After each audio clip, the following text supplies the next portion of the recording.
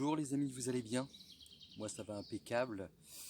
Euh, je vous fais une petite intro là, je suis au bord de l'eau.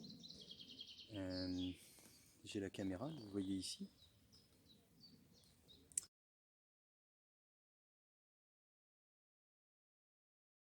Avec le petit smartphone qui filme. Alors en effet, la vidéo de mercredi dernier, que j'ai mis à l'arrache d'ailleurs, parce que je vous ai même pas parlé ni rien, j'ai foutu le truc 2 minutes 40 terminé. En effet, la vidéo elle était pas très claire. Certains de vos commentaires l'ont été beaucoup plus. Euh, voilà. Donc, eh ben, le truc c'est que ma caméra elle enregistre pas et j'aurais dû vérifier ça à l'achat. Donc je filme sur ma caméra, donc forcément on perd un peu en qualité. Après, à savoir que la vidéo de mercredi dernier, il y avait 2,50 m de fond là où j'ai filmé. Moi sur l'écran en direct j'arrivais à voir à peu près bien, mais retransmis pour vous c'était pas terrible. Surtout que j'avais augmenté la luminosité sur l'écran, donc c'était plus terrible.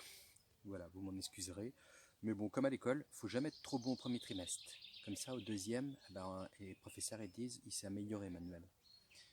Donc là, j'ai du contenu intéressant à vous montrer. Nom de la vidéo, Veni, Vedi, Vici. Vici, ça veut dire je suis venu, j'ai vu, j'ai vaincu. Donc je suis venu, j'ai vu. Est-ce que j'ai vaincu? Je vais pas vous spoiler la vidéo, on va voir ça après. C'est une citation de Jules César. Voilà, voilà. Donc, pour expliquer grosso modo, en fait, je suis sur la 4e session entre guillemets. Enfin, quand je dis session, c'est quelques heures, hein. Mais la 4e session underwater sur ce poste. Et sur les 3 premières, je n'ai pas préamorcé. En fait, je suis venu 3 jours de suite, à raison de un coup 2 heures, 3 heures. Enfin voilà quoi, un peu le matin, un peu l'après-midi.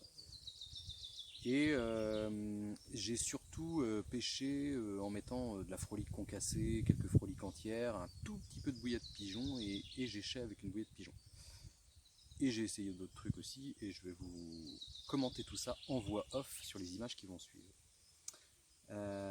Et là, pour cette dernière session, 4e jour donc, j'ai au préalable laissé un peu de temps passer, puisque voilà, il fallait que je laisse du temps passer. J'ai roulé des bouillettes et j'ai fait un amorçage d'1 kilo hier matin et avant-hier matin à la bipigeon et je me fais défoncer mes bouillettes. Voilà. Bon, je vous lance toutes les vidéos à suivre là et en même temps je vous fais une petite voix off de ma voix suave pour vous accompagner et vous expliquer un peu mon ressenti à chaque instant de la vidéo. En tout cas, moi j'ai vraiment, vraiment adoré et j'y suis encore. Donc, découvrir ce qui se passe sous la surface de l'eau. Et ouais, nos montages ils sont pas efficaces. Notitius. Allez, on y va? Bisous. Alors, jour 1, je ne verrai que Messire Ezox, le patron des eaux douces. Un peu de rotang, mais vous en verrez assez par la suite. Jour 2, dépose d'une bipigeon dense. Salut, où qui étais? Didier la perche.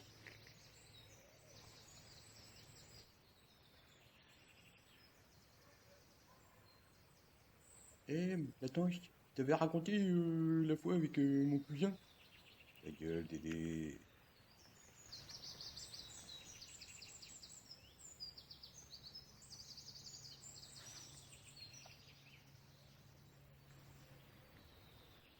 C'est quoi que tu cherches? Des cartes? Oui, il y en a des cartes, hein. Donc je te ramène des cartes. Que t'as trouvé, moi. Hein? Allez, ouais, vais chercher ça.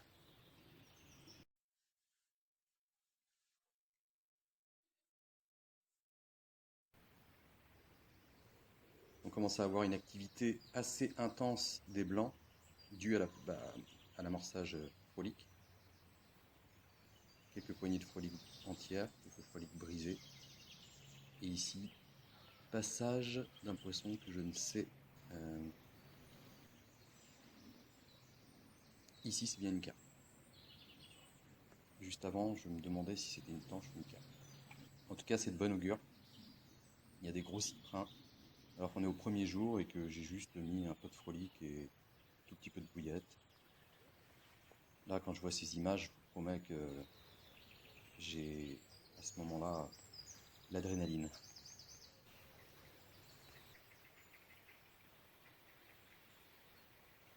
Regardez là comme elle brune.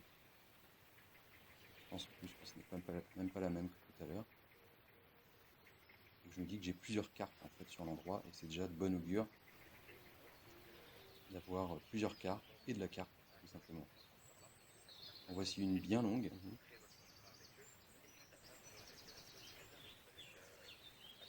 Elle passe. Petit coup de stress à chaque fois.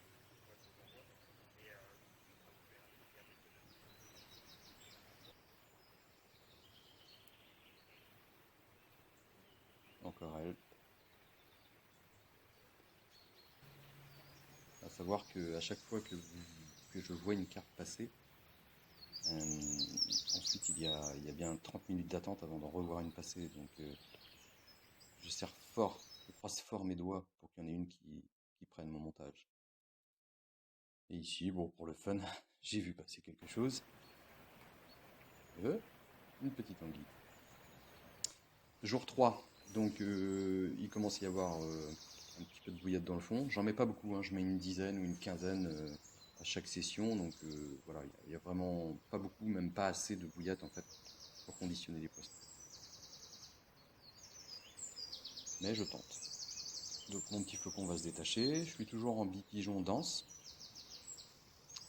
Et j'ai compris qu'il fallait que je jette mes morceaux de frolique et mes froliques en aval de la caméra pour qu'il n'y ait pas de pollution visuelle due au blanc face à la caméra. Sinon on n'y voit plus rien très très vite. Hop, on commence à revoir des poissons. Je pense que c'était une carpe. J'arrive pas à discerner trop si c'est carpe ou tanche à un moment donné. Et ce jour-là, ici c'est une tanche. Vous allez voir par la suite, on n'arrête pas de la voir. Et je me suis rendu compte déjà d'une qu'il y avait plus de tanches que je ne le pensais, et j'en suis très content. Mais également qu'une tanche a, semble-t-il, un degré de méfiance supérieur à la carpe.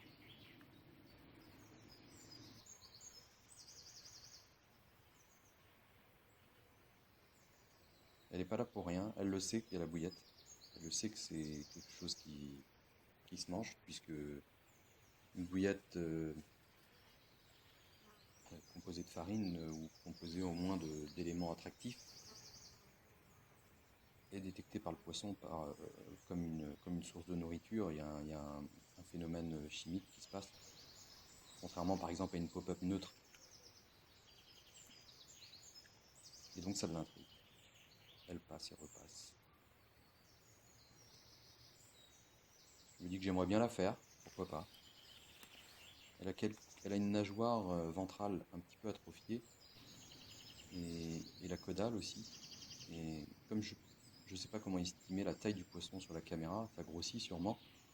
Mais comme je la vois un peu abîmée, je me dis elle est peut-être âgée et ça se trouve elle est peut-être bien grosse, quoi, mais je ne peux pas trop savoir.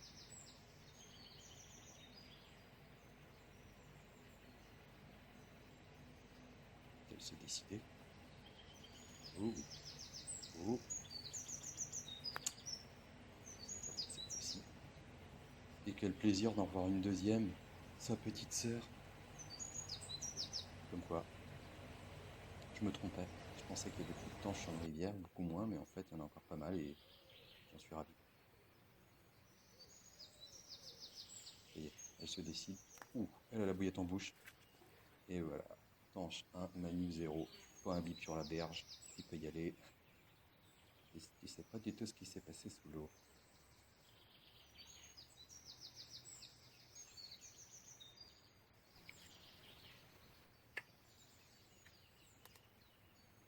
je tire un petit peu sur mon montage. Voilà, ça va mieux comme ça? Ça va mieux la bouillette?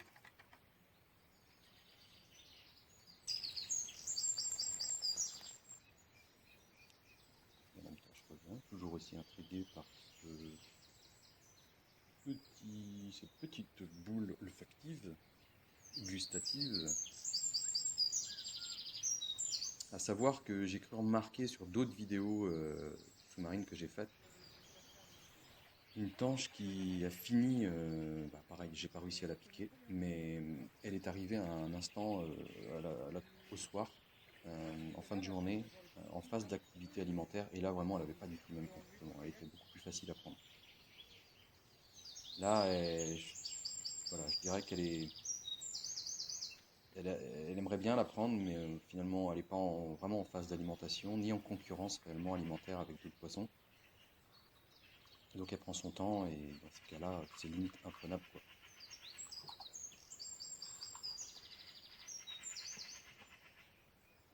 En tout cas, pas avec un appât aussi gros. Les mettre plus petits, je vous épargne les scènes, les séquences avec le rotang, mais il faut vraiment mettre un montage rigide et un appât assez gros. Ici, bon, c'est pas le bon exemple, j'ai mis une pop-up avec un spinner rig, mais c'est pour le test. Et en appât vraiment nourricier, je dirais, bouillette maison, par exemple, pour mon cas, il faut vraiment mettre un baline rigide, quelque chose qui ne va pas s'en mêler, parce que les blancs, ils font du tricot à une vitesse dans cette période estivale. Donc j'avais envie de vous tester quand même la petite pop-up avec le fameux montage spinner.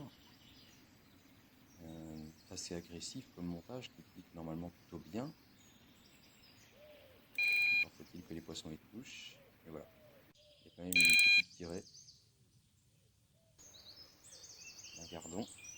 Et voici enfin la tanche. Et je me dis, si elle y touche, peut-être qu'elle va faire avoir.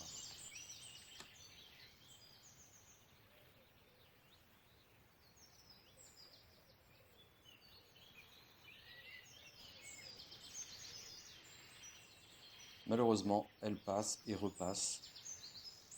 Regarde la pop-up du coin de l'œil, mais à aucun moment elle va y toucher.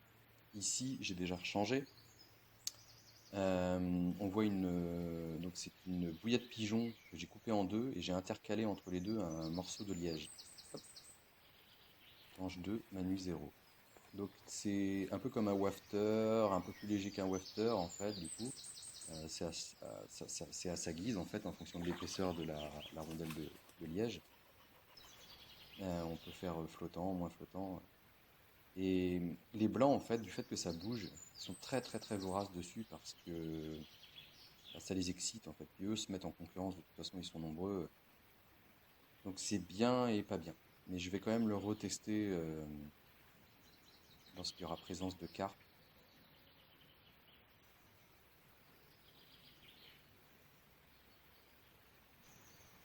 Parce que vous verrez par la suite, on en loupe quand même pas mal. Car. Et là, attention, Mister Cheven arrive dans le coin. Et bah oui. Parce que le Cheven, c'est un tube, hein. Il a la bouche aussi grosse que le corps. Donc lui, une 20 mm, même pour la taille que fait ce poisson-là, bah ça passe. Au moins pour se piquer.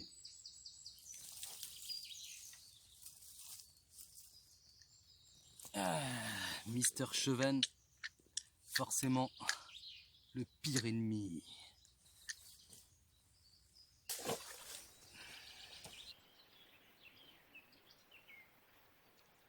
Toujours Madame Tanche qui vient essayer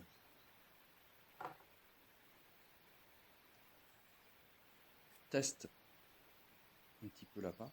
Donc là on voit que sur un appât qui dégage vraiment quelque chose, contrairement à la pop-up de tout à l'heure, qui dégage, qui a vraiment une saveur, un message chimique, là elle y touche.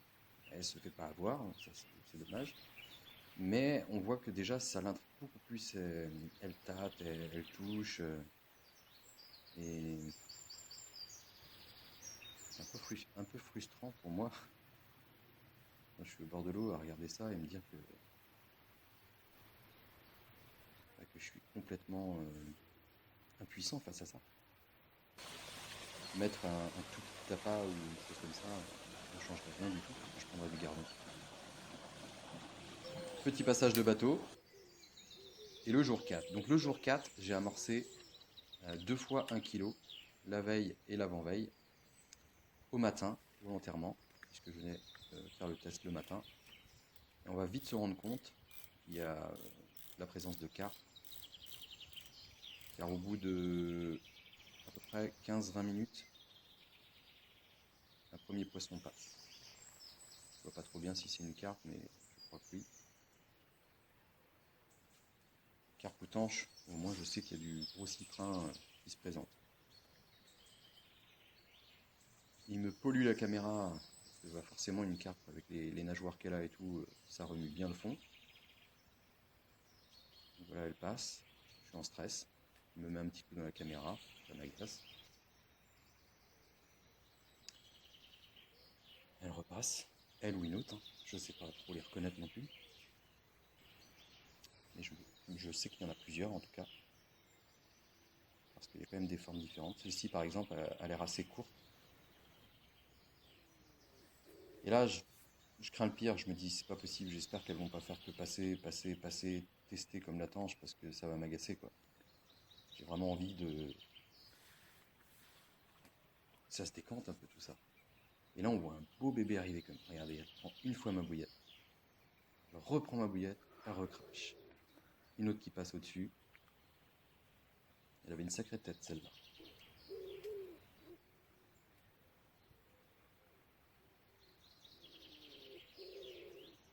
Là, elles sont vraiment en phase d'alimentation. On voit que l'amorçage a créé un début de conditionnement. Elles savent ce que c'est, elles ont déjà mangé de cette bouillette-là. Donc là, elles cherchent. Elles sont 2 pour le coup, donc ça crée une petite concurrence entre elles. Voilà. On voit une autre qui arrive. Elle me met des petits coups dans la caméra. Ça m'agace une fois de plus. Je me dis, mais je vois plus rien. De toute façon, qu'est-ce qui se passe? J'en sais rien. On voit une autre qui est là. Oh, le Graal, ça y est!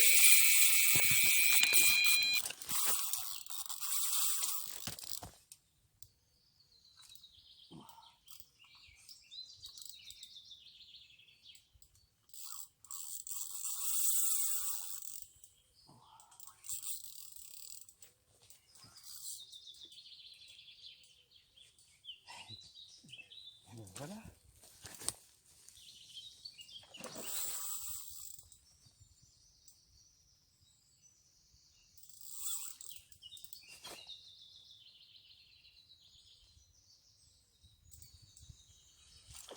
Oh, décroché, putain. Ah.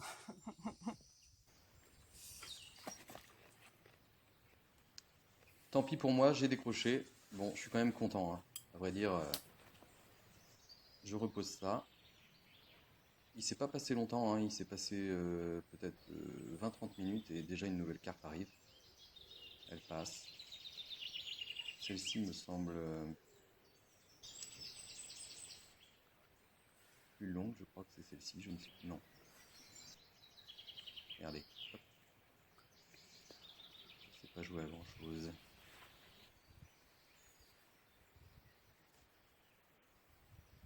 Ici, ça va être la tanche. Oui, une tanche. La même, je pense. Peut-être un petit peu abîmée.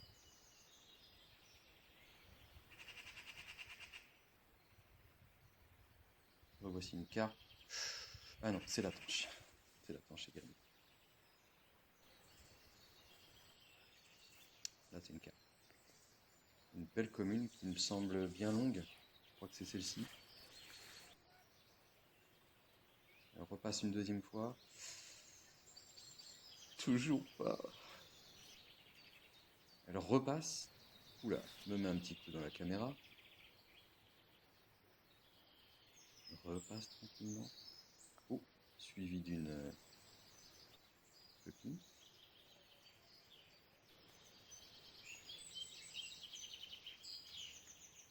petit gros plomb. Là, elles fouillent, j'y crois. Je me dis, quand elles sont parties comme ça à fouiller, c'est de bon augure. Qu'elles ont faim, que voilà. Et l'idéal est quand même qu'elles soient plusieurs pour se mettre en concurrence les unes contre les autres.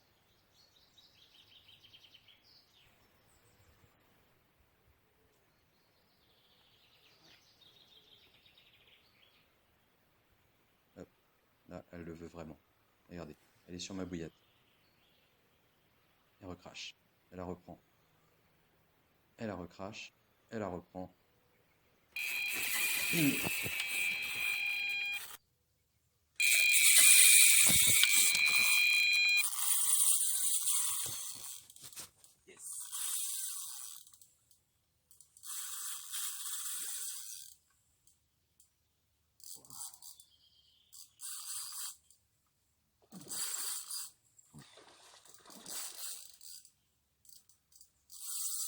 Moi c'était tout droit quoi.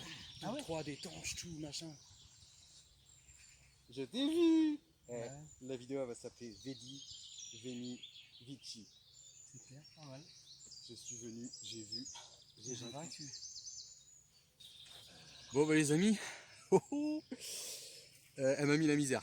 C'est pas qu'il y a des branches mortes, c'est qu'il y a des branches juste en surplomb et elle est partie complètement à gauche. Mon fil, bah, comme il y a ma canne ici, j'étais obligé de lever la canne, ce qui fait que bah, ça l'a aidé à faire enguirlander mon fil sur les branches. Et quand j'ai ramené, elle pendouillait sous les branches là-bas, donc je suis allé, bah, vous voyez bien, dans l'eau, qui est d'ailleurs bien chaude. Donc je vous montre ce poisson. Et Vedi Veni Vici. Je suis venu, j'ai vu, j'ai vaincu. Allez, je vous montre ça. Elle est belle en plus. Elle est pas grosse, mais elle est jolie. Je vais lui mettre le doigt dans la gueule, qu'elle s'échappe pas. Voilà, voilà. Belle coco. Un peu doré. Bien content. Je sais pas quelle taille elle fait, mais. Et elle en a voulu. Hein. Elle l'a pris la bouillette, elle l'a recraché, elle l'a repris, elle l'a recraché, elle l'a reparti. Ah bah oui, mais pas 3 fois. Hein. Parce que ça a beau pas être parfait. Là, ça finit par piquer au bout d'un moment. Voilà. Je vous la montre pas l'autre côté. Je sais pas si on voit bien avec les focalises. Come on. Allez ma belle. Va. Je t'ai assez embêté. Et merci de te montrer à la caméra. Bisous. Là, j'ai hâte de voir avec le... Oh, en vain. Quelques minutes après. Oh, j'ai cru qu'il y a des Peut-être 20 minutes. Oui, elle est. 30 minutes maximum. C'est déjà une cool, carte ça veut qui dire revient. qu'il y en a une qui revient. Là, c'est une belle image. Un bel échec. Et c'est lui. C'est Didier. Didier à perche. Tu connais, je crois, lui. Bon, t'es bien là, un peu en dessous moi. T'as apprécié les images, j'espère. Donc on peut quand même voir, s'apercevoir du moins, que à partir de 2 jours de pré-amorçage, si tant est que tu es sur une zone où les carpes passent au minimum, on peut s'apercevoir qu'on commence déjà à conditionner au bout de 2 jours, puisque les carpes elles viennent. Je sais qu'elles ont mangé mes bouillettes parce que ça se voit dans le comportement alimentaire. La carpe que j'ai piquée, elle a pris la bouillette, elle l'a recrachée, elle a repris la bouillette. Je pense qu'elle sent qu'il y a quelque chose, mais elle veut la bouillette, donc elle a recraché au 3e coup. Une fois qu'elle vient en contact avec le plomb, là elle s'est piquée. À savoir que j'avais un plomb 200 grammes, un hameçon de 4. Je m'étais mis léger, je m'étais pas mis en cog. Et là, donc je vous mettrai après éventuellement la séquence supplémentaire où je mettrai une annotation puisque je continue à pêcher là. Je suis passé en gros plomb de 150 grammes à peu près, typé cog ce coup-ci, voilà, avec ma modif cog, pour réduire la longueur du bas de ligne parce que tant que le poisson n'est pas venu en contact avec le plomb principal, et ben c'est pas gagné. Elle l'a en bouche, elle peut toujours la recracher tant qu'il n'y a pas eu un ancrage déjà assez conséquent, un pré-ancrage quand même assez conséquent pour que le poisson décolle quoi. Donc j'ai appris beaucoup de choses par rapport à ces vidéos sous-marines, et notamment, par exemple, entre le troisième et le quatrième jour, donc le délai qui s'est passé, on a fait un pique-nique en famille au bord de l'eau, et je me suis dit, oh, je vais pêcher à la canne au cou. Et en fait, sur ma journée, j'ai dû utiliser 200 grammes de frolic, j'ai mis un peu de maïs doux aussi, et en fait, j'ai fait une pâte avec la frolic que j'ai crushée, humidifié avec de l'eau de la rivière, mis un peu de farine de blé, et comme ça, dans ma main, j'ai fait une boule. En fait, ça faisait une pâte, comme les pêcheurs qui pêchent à la pâte, vous savez. Et donc j'ai fait une pâte de frolic comme ça, et j'ai cartonné en gros rectangles, là, les gros gardons de fond dorés avec les nageoires bien rouges, les yeux rouges. Et vraiment, je pense que j'aurais pas fait mieux avec des appâts à bientôt 5 € le kilo maintenant. Donc franchement, c'est quelque chose que je vais réitérer. Je sais pas si je vous le montrerai en vidéo. Dites-moi dans les commentaires si ça vous plaît de voir une pêche au cou classique, parce que en fait, il faut bien se dire que quand on pêche la carpe, pour ceux notamment qui passent des week-ends, venir pêcher à côté avec une petite canne au cou, même dans 1 mètre 50 d'eau, c'est suffisant. Juste un paquet de frolic et tu peux faire une super pêche de beaux poissons, parce que ça attire, la frolic attire vraiment les belles brèmes, les beaux retangles, la tanche aussi. J'ai vu pas mal de tanches. Parce que quand j'ai fait ça à la pêche au cou, j'avais mis la caméra sous l'eau pour montrer à mon beau-frère. Et non pas pour voir les poissons qui allaient mordre à mon hameçon, mais simplement pour voir les poissons qu'il y avait de présents sur la zone. Et je me suis rendu compte qu'il y avait beaucoup de poissons présents, et j'ai démarré à l'asticot et je faisais pas de touche. J'ai mis du maïs doux vu que j'en avais mis un petit peu, et je faisais pas de touche. Et à partir du moment où j'ai fait ma petite pâte au frolic, là ça a démarré et c'était parti. Et ensuite, plus tard, quand les poissons se sont habitués au maïs doux, là j'ai commencé à en faire un peu au maïs doux. Mais la pâte, rien que ça, plus de la frolic concassée, quelques frolics entières, c'est tout. Avec 200 grammes, tu fais ta journée de pêche au cou, superbe. Voilà, donc c'est grâce à la vidéo sous-marine que ça m'a amené à améliorer, ou au moins à apporter une nouvelle approche à la pêche au cou. Donc c'est cool. Je suis omnibulé par cet écran. Quelqu'un m'a dit c'est pas dans ton éthique, je crois. Après, je pense pas que c'était le bon mot, mais si. En fait, moi j'aime savoir ce qui se passe. Je suis comme Saint Thomas, je ne crois qu'à ce que je vois. Et j'avais vraiment besoin, j'étais fasciné à l'époque par les vidéos sous-marines de Corda. Et d'avoir pu le faire par moi-même, et que ça réussisse en plus. Je réussir à jeter mon montage juste devant la caméra, observer la petite mousse qui se détache, le truc qui se pose, les poissons qui viennent dessus, et les poissons qui se piquent, et le départ, et j'en passe. Voilà, donc c'est pas une pêche que je vais faire tout le temps, mais je suis plutôt persévérant et j'ai atteint l'objectif que je m'étais fixé. Maintenant, ça sera pour le fun, quoi. Je me ferai ça peut-être pour moi, parce que je vous referai des vidéos sous-marines, peut-être, mais rien de sûr. Allez, je vous dis sûrement à mercredi prochain, et en attendant, bonne pêche.